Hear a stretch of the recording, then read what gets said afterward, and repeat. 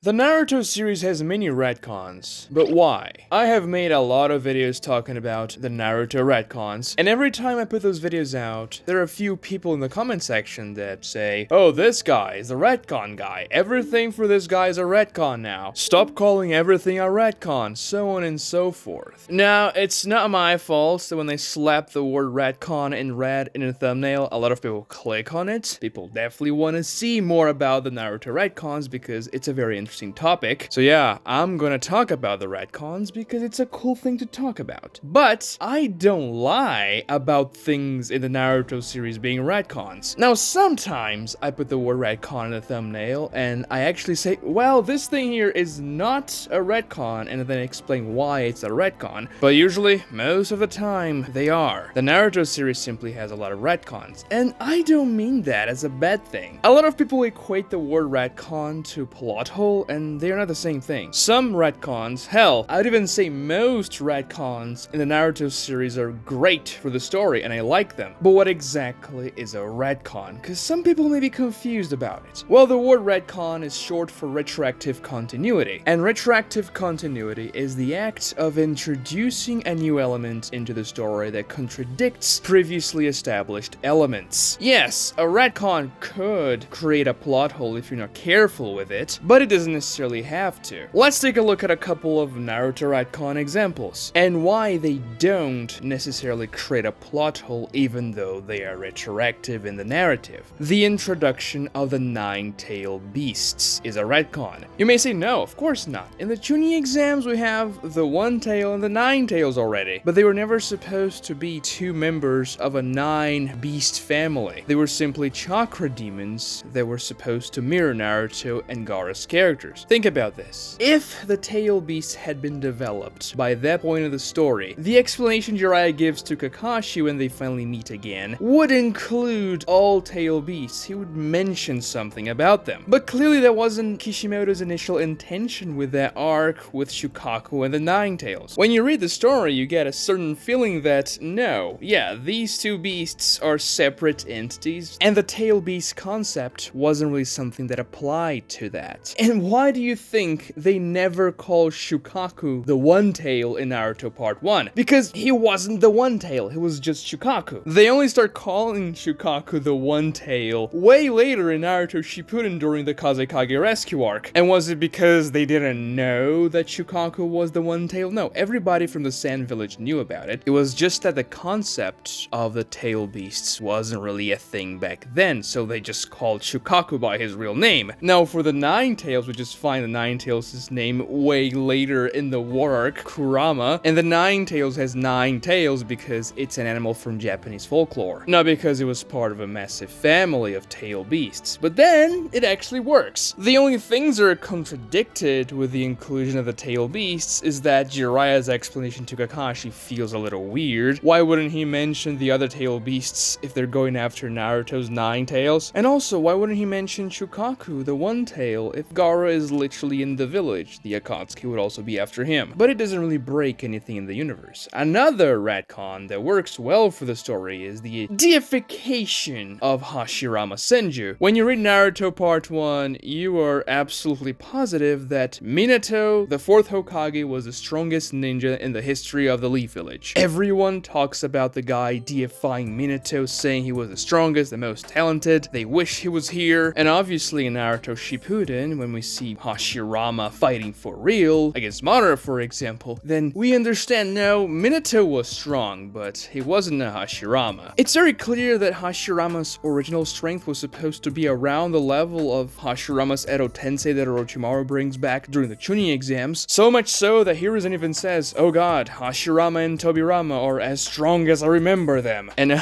obviously, no, Hashirama is much more powerful when we see him in the flashbacks and in the war arc, but obviously Minato was supposed to be the stronger, it only changes afterwards. Another very strong piece of evidence for that is that Kakuzu says, yeah man, I fought Senju Hashirama back in the day, the first Leaf Ninja I ever fought against. And that was supposed to be a very hype statement for Kakuzu because, well, he fought the first Hokage, so he surely is powerful. Like, he probably lost, but still, because he mentioned it, we're supposed to be, oh, okay, this guy is dangerous and old, so we have to be very careful with him. But then when we learn about Hashirama Hashirama's real strength? Kakuzu's statement there is a joke? What is the guy that lost to Tenten in the war arc gonna do against Hashirama? The guy we see using the 1,000-arm Buddha statue against the majestic attire Susanoo, for example. I don't see a lot he can do there. So obviously this is because Minato was supposed to be stronger and Hashirama wasn't supposed to be that godlike figure, but I really like the addition of Hashirama being that powerful. And that doesn't really break the universe in any way. Yes, Minato was said to be very strong, and he still is. It's just that Hashirama is stronger. And yeah, I guess Kakuzu did fight against Hashirama. It's just that it was a complete stomp and Hashirama let him go free. I like this retcon, just like most retcons in the Naruto series. The only retcon that I absolutely despise in the Naruto series is the Black Zetsu Kaguya and the Otsutsuki retcon. I mean, they're pretty much the same thing. Also, the reincarnations of Naruto and Sasuke being Indra and Ashura, it's all connected to the Otsutsuki clan, and that's a massive retcon. Or are you gonna tell me that when Kishimoto started writing Naruto, he was like, yeah, this world, it was created by alien gods that gave chakra to mankind? No, obviously not. And it absolutely ruins the story so much so that I ignore everything that happens after Black Zetsu stabs Madara from behind, because it's terrible. If that didn't happen in the Naruto story, Naruto would literally be a 10 out of 10 manga. But alas, not everything can be perfect. Some retcons, like this one, are terrible. And this retcon kinda requires Kishimoto to rewrite the entire history of the Naruto universe. He has to do a lot of explaining, especially because there was no foreshadowing at all prior to chapter 630 or so. The first minute piece of foreshadowing for Black Zetsu being around was Hashirama noticing somebody was watching his fight against Madara after he stabs Madara, which, yeah, I guess it works as a little bit of foreshadowing, but not really. It could have been anybody else. We knew Madara had survived, so maybe it was just Madara looking around in some weird way. Some people were gonna say that Black Zetsu showing up after Naruto and Sasuke fight for the first time in the Valley of the End is foreshadowing, but no, he was the intel gathering guy in the Akatsuki. That was his task. And then there are some retcons that kinda change how the series operates in terms of its power system. For example, do you remember that the Chidori wasn't even a lightning style jutsu in Naruto Part 1? Nor was Temari's wind style jutsu. She never says wind style, fan blowing thing. Never. That's because in the beginning, the Naruto power system wasn't completely based on the 5 element transformations and in Yin Yang release as well. It was supposed to be something far more varied. And I don't hate this change, I'm kind of indifferent towards it. And obviously it's not because a new element was introduced in the series that it's a retcon. For example, when Jiraiya uses Sage Mode for the first time, even though we had no idea what that was beforehand, it doesn't really contradict anything that was established beforehand. It's a new powerful jutsu that Jiraiya has access to and it makes complete sense. But we didn't really know that nature energy was a thing. True, we didn't, but nature energy is something that only a few people have access to. That it makes sense that our main characters never really got that explained to them. And then we have some things like Toby being Obito that were always planned from the very beginning. We can see Obito's picture on top of Kakashi's bed in the beginning of Naruto chapter 7, so Obito had been planned out way early on, and for the first time Toby is introduced, yes, Kishimoto intended that character to be Obito, always. Obviously that wasn't a retcon. Also, Itachi being a good guy all along, that one is very debatable on whether or not Kishimoto intended it to be the case from the beginning, and it warrants an entire video for itself, which I'm probably gonna make in the future. But yeah, retcons like that don't break the story can work very well to enhance it if the author has a better idea of how to develop things in the future with this newly established element. It's one thing to make Hashirama the god of shinobi, but it's another thing to make Naruto, a character we knew was 12 years old around the Chunin exams, be 18 in the Search for Tsunade arc, for example. This would be a type of retcon. Oh, actually, Naruto? No, he was 18 all along. It contradicts a previously established element, but it's so grotesque that you're like, oh, this makes absolutely no sense. Kinda like the Otsutsuki thing. And this is a type of retcon that we see a lot in, for example, role-playing games, when a player's like, oh, can I actually have done something different beforehand so this doesn't happen now? And the game master's like, sure, let's go for it. But obviously you shouldn't do something like that when writing a story. Right, Kishimoto? Why did you put a bunch of aliens in the story? I know it was because of Shonen Jump. They needed a sequel, they needed villains for the sequel, and bait people to go watch Boruto. It's fine, I forgive you. But why did Naruto have so many retcons? Well, the inclusion of retcons in a story may have a lot of different explanations, but usually they kind of converge to the same type of reason. An author may add a retcon because he changed his mind about an aspect in the story and he wants to do it differently. He might add a retcon because he thought about a new concept in the story that he finds more interesting. Or he may add a retcon because he needs to stretch the story longer, so he needs more elements to keep the story going. But in most cases, whenever any of these causes happen, it's because the story hadn't been planned out from the beginning. And that was the case with Naruto. Some people will defend this to the end of time, that Kishimoto had the Otsutsukis planned out from chapter 1 or whatever. But no, obviously it's well documented that Kishimoto thought Naruto was going to be a relatively short manga. He never expected it to reach 700 chapters. He probably thought Naruto would be 300 chapters max, but because he was so successful, he had to keep going. If you don't know this, Shonen Jump assigns editors for the manga author, and these editors have the job to keep the manga good. Hopefully they'll work in tandem with the mangaka to make the manga even better than just the mangaka by himself, but sometimes the editor kind of ruins things. It's kind of a gamble, but also the editor has the job to make sure the manga continues if it's very successful. And I don't have to tell you how successful Naruto was. So the thing with Kishimoto was that he was writing things as he went. And to be fair, most mangakas are kind of like that. At least to a certain extent. It's only a few mangakas that have everything planned out from the beginning. Like, I've never read One Piece, but apparently Oda has everything planned out. Also, Ayasama from Shingeki no Attack on Titan had apparently everything planned out from the beginning as well. But usually the mangakas are gonna have a skeleton to their story, but they're gonna come up with a lot of elements as they go. Kishimoto was no different, and especially because he never thought Naruto would be so long, he hadn't planned out for most of the story that eventually becomes Naruto when he was starting the manga. Also, several important elements in the Naruto story were not even Kishimoto's ideas, they were his first editor's ideas, like the character Sasuke, for example, was not Kishimoto's idea, it was his editor's. So a lot of things were created very close to the release of the chapters. And that's the thing, it's just how the life of a mangaka works. You have to release a chapter every week if you work for Shonen Jump, and in Kishimoto's case, he had to write and draw the manga, which is even more laborious. I think it's much more ideal for you to have a duo, a writer and an artist, to create a manga. It makes the job a little bit less grueling, because having to write all those 20 pages and draw them afterwards, that's a lot of work, and you also have to split your mind into the writing and into the drawing. But obviously a lot of mangakas can do that, like Kishimoto. They're very talented, so they have the gift to do it, but it doesn't mean it's not difficult. And especially when you have this grand plan, and when you don't know your series is gonna turn out so successful that it's gonna be actually much longer than you anticipate. Retcons are bound to happen, because you are going to have new ideas as you are writing the manga. Most retcons in the Naruto series happen from part 1 to Naruto Shippuden or post timeskip, because there's no Shippuden in the manga. And most retcons also happen in retrospect to very early concepts that are introduced in the Naruto series. You can see that Kishimoto locks in where Naruto is going plot-wise in the beginning of Naruto Shippuden with the introduction of the Tailed Beasts, and that the Akatsuki is after them. Because before that, we only knew the Akatsuki was after weird, powerful things in the Naruto universe, not necessarily Tailed Beasts. And obviously the Akatsuki becomes a much greater entity in the Naruto series in Shippuden. And obviously I'm not saying the Naruto Part 1 is bad by any means. Naruto Part 1 is better and more tightly written than Naruto Shippuden if you look at it holistically. And also the best arc in the whole series, the Sasuke retrieval arc, is in Naruto Part 1. But many of these earlier elements that are established in the Naruto series are changed in Naruto Shippuden. But most of them are changed in an elegant way that doesn't completely break the story, and when you read it again, it feels like, oh, okay, I can see that being the case. Obviously this wasn't Kishimoto's initial intention with this concept here, but it does make sense with what comes later in Naruto Shippuden. Obviously the Otsutsukis are not included in that. And then I also get comments in my retcon videos that Kishimoto is a terrible writer. Oh, it's because Kishimoto can't write. He's a terrible writer. He is not good at writing at all. And no, Kishimoto is actually a very good writer. Yes, he has flaws. Every writer has flaws. Nothing is ever going to be perfect, but Kishimoto is a very good writer. You just have to literally read the Naruto manga again to realize that. And if you haven't read the Naruto manga, I definitely recommend you to do so because it's so much better than the anime. I have never said Kishimoto is a bad writer in this channel. Yes, I criticize Naruto in a few areas here and there because it's fun to look at the writing from very up close and talk about things like retcons, for example, which are not necessarily bad even. But the way Kishimoto writes characters, the way he paces the story, the way he structures most arcs is amazing. You just have to read Naruto. I mean, sure, we have Kaguya and the Otsutsukis and stuff, but that was a Shonen Jump mandate. Let me cope. And especially when you consider that Kishimoto was writing a lot of things as he went, his writing is fantastic. Naruto has a lot of retcons, but that's not necessarily a bad thing. You can check out my Naruto retcon playlist right here. It's really cool. There are several interesting things in the story that I kind of analyze in more depth than in this video. Definitely like the video, subscribe to the channel if you haven't, ring notifications, that helps me out too, and thank you so much for watching.